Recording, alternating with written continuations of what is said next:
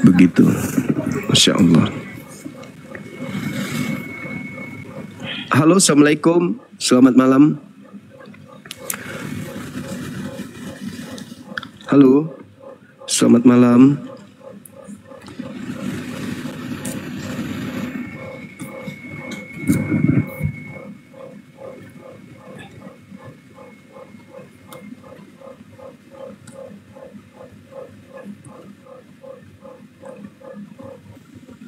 Assalamualaikum. Waalaikumsalam warahmatullahi wabarakatuh. Iya. Selamat saya, Bang Juma. Masya Allah. Allahu Akbar, Bang Juma. Saya sedikit curhat, Bang Juma. Kemarin saya dipanggil ke paroki.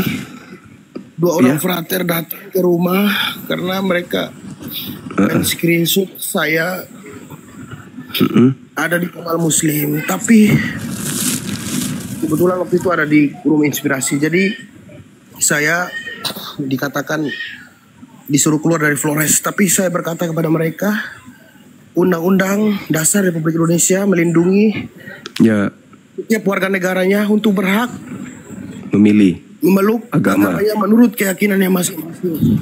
Ya, Masya Allah. Saya sebagai warga negara Indonesia, saya dilindungi oleh undang-undang. Saya percaya kepada Allah Subhanahu Wa Taala.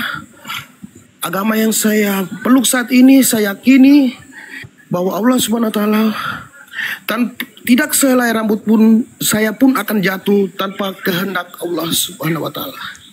Jadi saya tidak akan mundur, Bang Juma, walaupun karena saya merasa saya berada di jalan yang benar. Jika saya memiliki atau saya berlandaskan kebenaran, tidak satu langkah pun saya akan mundur. Assalamualaikum warahmatullahi wabarakatuh. Allahu Akbar. Allahu Akbar. Waalaikumsalam warahmatullahi wabarakatuh. Bang Andi, saya Muslim. Orang lagi bicara, Bangku. Anda diusir juga dari kampung, abang ini yang barusan naik. Ya terus Dinda terus. Kalau gitu kayaknya penting. Nanti minta nomor Bang Handi dong, nomor HP-nya beliau.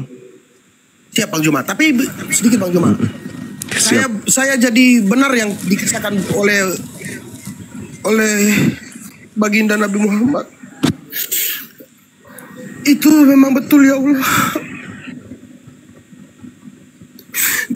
Ketika beliau berhijrah, beliau hijrah ke kota Taif.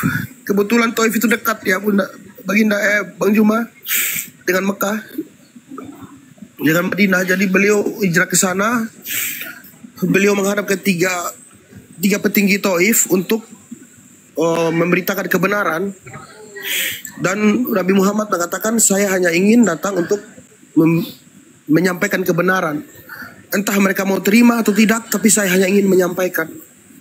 Namun tiga petinggi dari kota Taif itu menolak beliau. Bahkan petinggi Taif itu mengatakan pada masyarakatnya agar jika Nabi Muhammad dan sahabatnya kembali, kalian boleh melempari mereka dengan batu. Mereka melempari Nabi Muhammad dengan batu. Ya Allah. Tapi tidak sedikit pun Nabi Muhammad takut.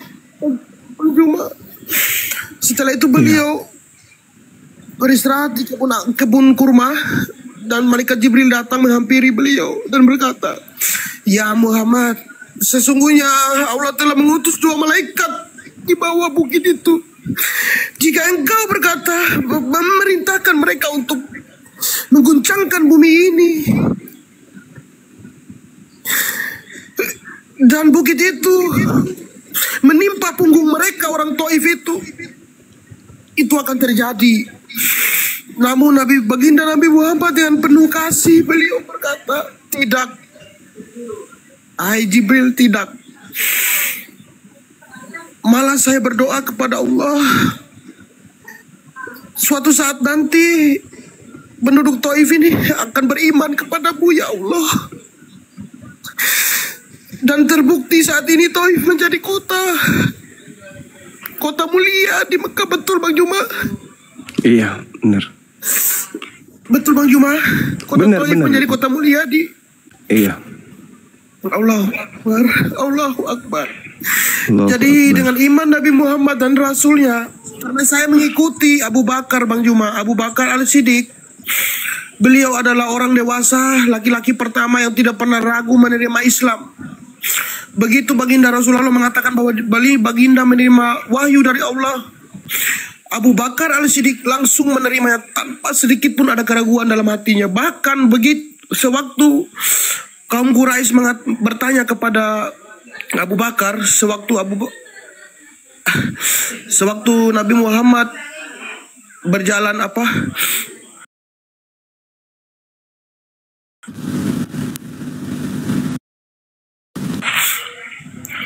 di situ Bakar berkata, jika iman saya kepada Nabi Muhammad Sallallahu Alaihi Wasallam, jika di depan saya ini temboknya berwarna putih, dan seandainya baginda Rasulullah Sallallahu Alaihi Wasallam mengatakan di depannya warna hitam, saya akan lebih memilih perkataan Nabi Muhammad daripada mata saya.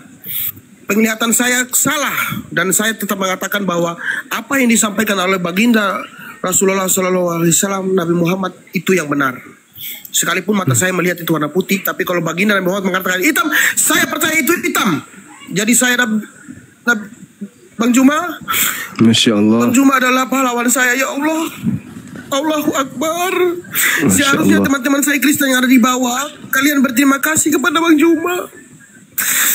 Beliau orang baik, saudaraku. Beliau tulus. Beliau tulus, saya tahu. Dan beliau tahu hati saya. Kalian tahu nggak teman-temanku Kristen, sewaktu saya lagi ragu, beliau mengatakan, jangan pernah kau menyudutkan orang ini. Kalau dia sekarang Kristen, dia Islam. Kristen Islam itu dia sedang berjihad untuk menyelamatkan dirinya. Jangan kau menyudutkan orang ini. Al-KTP ini sedang berjihad untuk menyelamatkan dirinya. Dia sedang belajar. Kalian rangkul dia. Perkataan Bang Juma itu luar biasa, membuat saya semangat. Semangat saya berapi-api untuk belajar Islam. Teman-temanku Kristen, tolong saya mohon ya, apalagi yang di Flores ini, kalian dengar Bang Juma ngomong. Setiap dalil yang dikatakan oleh beliau, dia tidak pernah menambah-nambahkan dan mengurangi-rangi. Saya sebagai saksi, dan saya bersaksi di frater Bang Juma di paroki, bahwa apa yang Bang Juma ajarkan selama ini saya sampaikan, dan mereka diam Bang Juma. Mereka diam. Alhamdulillah. Karena Bang Juma selalu berkata sesuai dalil dan sesuai fakta. Tidak ada satu kata pun Bang Juma menurut keinginan Bang Juma sendiri, melainkan Bang Juma berkata-kata sesuai dengan apa yang Bang Juma baca dan dalil yang ada di dalam Bible. Itu saya orang pertama yang akan bersaksi. Jika ada orang yang mengatakan Bang Juma seorang penghujat, saya akan maju. Demi Allah Bang Juma. Allahu Akbar. Masya Allah. Merasa sesungguhnya Bang Juma lah yang menyelamatkan saya. Kalau saya pikir ya, apologit muslim semua ini salah satunya orang pertama yang saya harus berterima kasih nanti. Saya ingin memeluk beliau. Ya Allah. Bahkan dulu saya pernah ingin ke Makassar Bang Juma. Itu memang hati saya benar-benar ingin sekali bertemu saudara Bang Juma ini. Ya. Gurunda ini. Itu keinginan saya, hati saya Bang Juma. Tapi Allahu Akbar ya. Terima kasih Allah, karena nanti ada nanti kita di Jakarta ya, Insya Allah Bang Juma, saya akan bertemu dengan saudaraku Bang Juma. Jadi sedikit Bang Juma, saya mengikuti saya mengikuti apa yang di buku Sirah Nabawi yang Bang Juma pegang tadi, persis seperti yang saya miliki Bang Juma. Sama persis saudaraku Bang Juma bagiin guruku sama. Jadi saya belum selesai baca, bahkan saya belum selesai baca, baru 45% atau 50% saya sudah bersyahadat. Apalagi kalau saya selesai membacakan semuanya. Allahu Akbar. Karena begitu besarnya kasih Nabi Muhammad, bahkan turun kepada sahabat-sahabatnya. Besar. Kalau ada orang yang berani menghina satunya baginda Nabi Muhammad, saya akan cari. Demi Allah. Bang Juma kalau nggak percaya Bang Juma, saya offline Bang Juma, saya ketemu beberapa orang Bang Juma. Bahkan ada teman saya Antonius yang memblokir saya nomor saya Bang Juma, karena saya ketemu dia kemarin sore waktu lagi hujan. Karena dia berani mengatakan bahwa baginda saya atau nabi saya, rasul saya, orang paling mulia di dunia ini, dia mengatakan pedofil. Saya langsung pergi cari dia di Labuan Bajo, Bang Juma. Dari kota Ruteng, Bang Juma boleh share di Google. Kota Ruteng ke Labuan Bajo tuh lumayan jauh, Bang Juma. Momere, sama-sama Momere di Flores. Tapi saya cari dia. Saya ketemu dia. Saya bilang, di mana dalil kau mengatakan baginda nabi saya seperti itu? Ada videonya Bang Juma, saya kan tuh. Tapi Allahu Akbar, Nabi Muhammad itu sangat pemaaf. Salah satu cerita baginda Nabi Muhammad yang saya teladani adalah pada saat dimana beliau sedang mengajar di masjid yang didirikan oleh baginda Nabi sendiri, yaitu Masjid Nabawi. Di situ ada semua sahabat termasuk Abu Thalib ya, Amur Mukminin Abu Thalib radhiyallahu anhu, Abu Thalib ada di situ dan semua sahabat ada. Kemudian datang orang Yahudi ya yang termasyhur. Namun yang mengenali orang Yahudi ini hanya baginda Nabi. Baginda Nabi pernah berhutang pada beliau orang Yahudi Nasrani ini 20 karong kurma. Kemudian telah disepakati tanggal jatuh temponya. Namun orang Yahudi ini datang menagih sebelum tanggal yang disepakati. Dia menarik, sementara beliau Nabi Muhammad lagi ceramah, dia menarik baju Nabi Muhammad atau hampir leher Nabi Muhammad itu tercekik. Di saat itu juga tentu secara otomatis sebagai sahabat Nabi ya yang paling ringas ya pada saat itu, yaitu Umar bin Khattab, beliau langsung mencabut pedangnya dan menodongkan kepada orang Yahudi itu. Namun Nabi Muhammad mengatakan, sarungkan pedangmu, hai Umar. Disarungkan kembali. Lalu orang Yahudi itu mengatakan, saya ingin meminta kembali, hai Muhammad, 20 karung kurma yang telah saya lah, kan belum jatuh tempo, kata Nabi Muhammad. Tapi saya butuh saat ini. Oke, Nabi Muhammad mengatakan kepada Nabi Muhammad mengatakan kepada Umar bin Khattab, pergilah ke rumah dan ambillah 20 karung kurma, berikanlah kepada orang Yahudi, kepada beliau, dan tambah lagi 20 karung sebagai permintaan maaf karena engkau telah mencabut pedangmu dan ingin melepas leher beliau. Dan Umar bin Khattab mengambil pedang itu, menyarungkan pedangnya dan pergi ke rumahnya Nabi Muhammad dan mengembalikan. Nah, pada saat mereka berdua sedang transaksi untuk mengembalikan 20 karung kurma, orang Yahudi itu bertanya kepada Umar bin Khattab, hai Umar, apakah kau mengenal aku? Tidak. Ngapain saya kenal kau? Kau sudah menarik leher baju Rasul saya. Terus orang Yahudi itu berkata, nama saya adalah dia menyebutkan namanya Fulan ya, anggaplah Fulan. Nah, kemudian Umar bin Khattab kaget, terkejut. Wah, ternyata nama itu sangat termasyhur. Kebetulan memang betul zaman dulu kan, zaman dulu tidak ada foto atau ini seperti zaman sekarang, sehingga untuk mengenali beliau kan harus melalui, hanya cukup dengan nama. Namanya sangat termasyhur. Orang Yahudi kagetlah si Umar bin Khattab.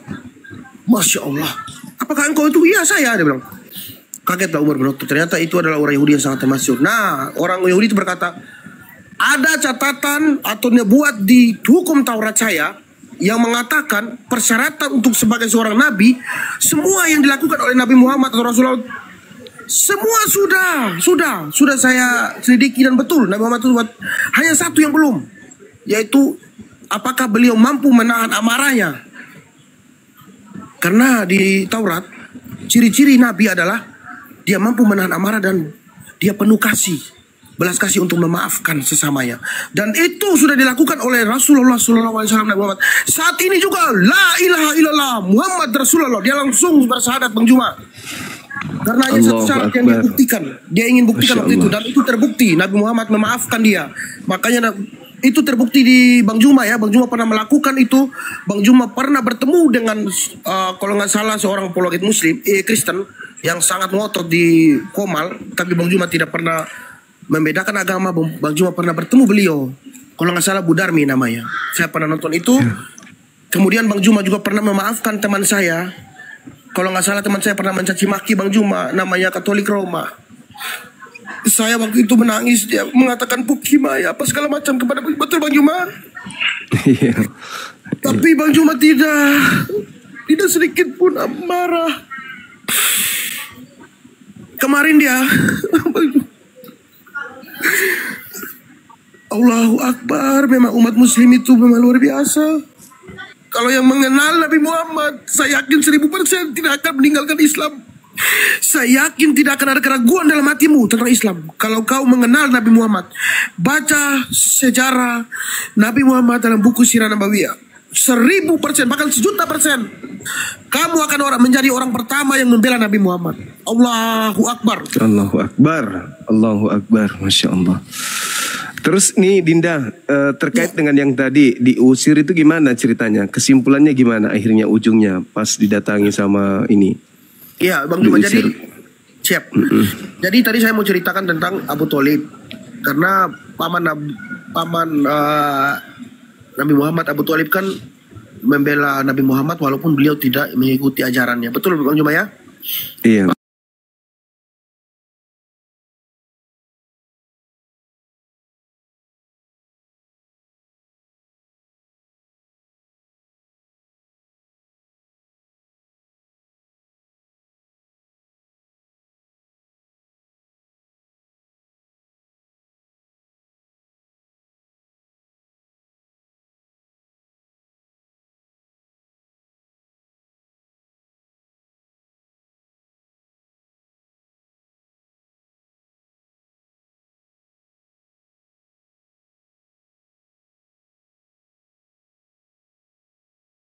Saya dibela oleh keluarga saya walaupun mereka Katolik. Cuma kakak saya, Allahu Akbar.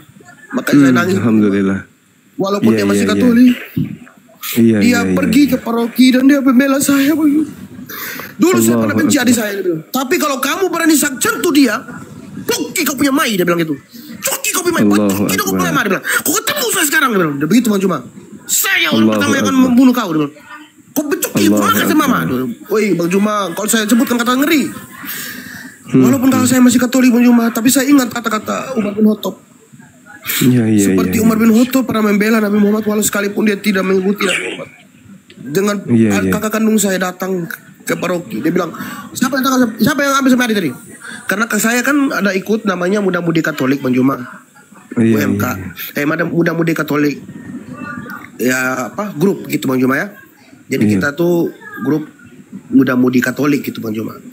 Siap. Dan saya sudah keluar dari situ, mereka sudah memanggil saya Yudas, mereka sudah blokir saya. Nah ketua Muda-Mudi Katolik ini yang mencari saya. Gitu. Nah kebetulan kakak saya tahu, dengar itu, kakak saya cari ke paroki.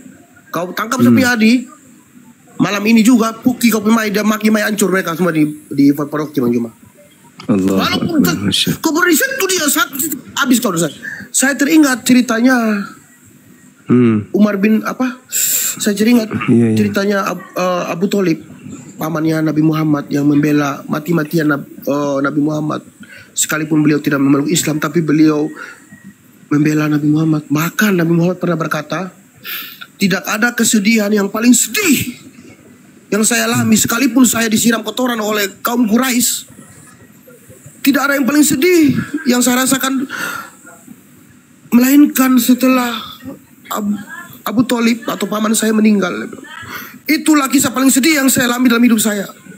Semua yang dicaci maki, dihujat oleh kaum Quraisy, tidak ada apa-apanya dia bilang.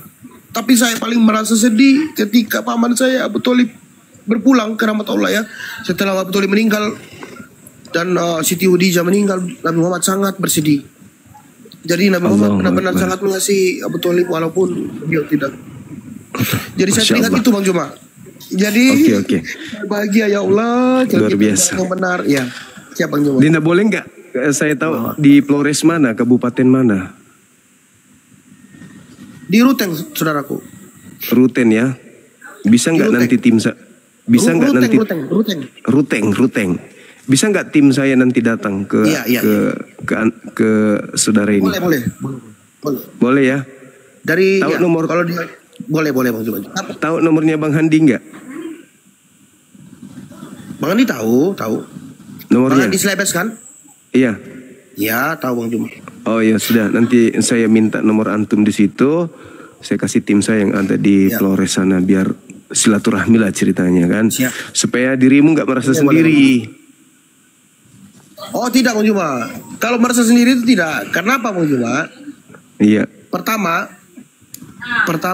saya punya Allah. Iya. Kalau itu ya pasti itu. Bahkan saya datang di rumah, iya. Dan saya sudah berkata dari awal tadi, saya yakin dan percaya tidak sehelai rambut saya pun akan jatuh jika itu bukan kehendak Allah Subhanahu wa taala. Iya. Jadi saya tidak ada rasa ketakutan Bang Juma. Apalagi Bang Juma mungkin tahu orang NTT ya, temperamennya beda Bang Juma. Karena kawan saya pun juga pernah dulu maki-maki hancur Bang Juma yang namanya Katolik Roma. Tapi Bang Juma tidak membalasnya. Bang Juma hanya berkata, "Di mana rumah kau?" Dia bilang, "Hei." Dia ngomong, Bang Juma ngomong di perumahan ini, terus dia bilang, "Hei, saya di sini." Terus Bang Juma bilang, "Iya, ya udah kita ketemu lah, gini-gini. Berapa nomormu?" Saya masih nonton. Jadi Bang Juma itu memang luar biasa. Saya mengikuti apa yang Bang Juma ajarkan ya, Bang Juma lakukan. Karena contoh seseorang itu saya yakin mudah memberikan contoh tapi sulit untuk menjadi contoh. Tapi Bang Juma sudah menjadi contoh. Terbukti waktu Bang Juma datang ke Bu Darmi. Betul Bang Juma ya? Iya, alhamdulillah. Udah lama video itu, tapi saya pernah lihat Bang Juma pernah datang ke Bu Darmi. Walaupun Bu Darmi itu sering agama Kristen, tapi Bang Juma tidak ada sedikit kebencian dalam hatinya. Itu luar biasa lah Bang Juma. Itu yang saya ikuti ya. Ya pokoknya yang positif, yang baik itu bagi saya tidak akan saya lupakan ya, dari saudara-saudara saya yang sudah memberikan contoh yang baik. Demikian Bang Juma. Silakan saudara. Oke, baik. Nanti kalau ada yang nelpon atau besok diangkat aja ya. Tim kita ingin silaturahmi sama antum. Siap Bang Juma. Siap. Oke. Insyaallah. Siap. Oke, makasih. Masya Allah, inilah semangatnya. Jadi sahabat-sahabat sekalian yang ada di bawah, semangat beliau ini benar-benar beliau menikmati agama sebelumnya, kemudian kebencian yang terhadap Islam, termasuk terhadap Nabi kita Nabi Muhammad. Lalu begitu beliau bersyahadat, tidak seperti yang lain, syahadat menghilang, kita kehilangan jejak seperti apa kemudian kehidupan mereka saat ini, terkecuali mereka yang masih tetap kemudian live, atau mereka yang punya hubungan dengan tim kita di lapangan. Nah, beliau ini banyak riak dalam perjalanannya. Nah, sampai tibalah di tangan beliau kitab Sirah Nabawiyah itu, apa yang terjadi? Kecintaannya terhadap Nabiullah itu melebihi dari umat muslim yang mungkin belum pernah membaca kitab tersebut. Jadi kalau beliau semangatnya luar biasa, itu kita maklumi. Suatu kebanggaan bagi kita umat Islam, karena di dunia sosial ini, sosial media ini ada kemudian fenomena di mana ada seorang yang beda agama tiba-tiba tampil sebagai pembela, yang ya tentu dalam dunia apologet Islam sangat dibutuhkan. Karena itu bagian daripada barisan Islam untuk melemahkan perjuangan lawan. Bagaimana kalau misalnya ada seorang murtadin yang tadinya aktif, yang tadinya fanatik Islam, tiba-tiba tampil di mana-mana bersaksi setelah dia murtad, menangis membela Yesus, menangis membela Paulus. Hancur enggak perasaan kalian umat Islam? Taruhlah misalnya semisal Uniripa lah, selepel beliau yang tiap hari berjuang Islam, tiba-tiba murtad, na'udzubillah min zalik. Ini cuma contoh. Tiba-tiba dia murtad, lalu naik di komal-komal yang tadinya menjadi musuhnya, naik di Pak Bom-Bom bersaksi sambil menangis, mengagumi kemudian Paulus, menangis mengagumi Bible dan seterusnya. Itu kira-kira perasaan kalian itu gimana? Hah? Tanpa menghadapi musuh, perasaan kita hancur kan? Tak ada musuh padahal. Inilah yang dirasakan oleh para penghujat Islam. Inilah yang dirasakan oleh mereka setelah melihat kesaksian saudara kita Al-KTP seperti ini, mereka hancur sehancur-hancurnya. Jadi jangan dibatasin. Biarkan aja dia puaskan dirinya untuk berbicara. Biarkan aja dia mau berbicara sampai besok pagi juga enggak apa-apa. Karena dengan dia berbicara seperti ini, dengan imannya yang begitu kuat sampai dia meneteskan, itu enggak gampang loh itu. Meneteskan air matanya karena menyebut nama Nabi Muhammad. Kita aja sulit loh. Sulit kita menyebut nama Nabi, lalu kemudian tersentuh dalam hati, sulit. Kenapa dia bisa seperti itu? Karena dia seibarat cermin. Cermin yang bersih, tidak ada noda. Begitu disebut nama Nabi Muhammad, langsung nyata dalam hidupnya. Sampai ke puri-purinya malah.